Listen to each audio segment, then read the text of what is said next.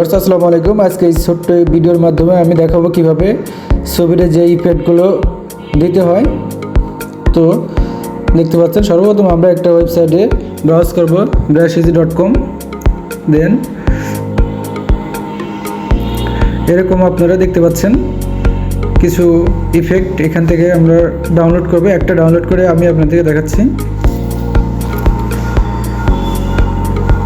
এই যে আমরা এটা সিলেক্ট করলাম, ফ্রি ডাউনলোড করে নেব। ডাউনলোড করার সাথে সাথে একটা জিপ ফাইল হিসাবে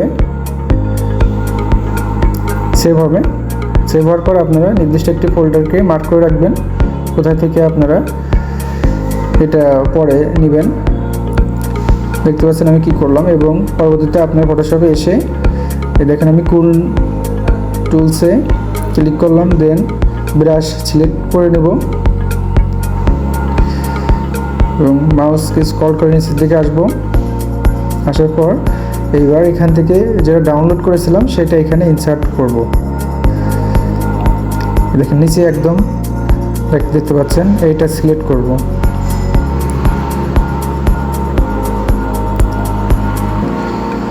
ওকে,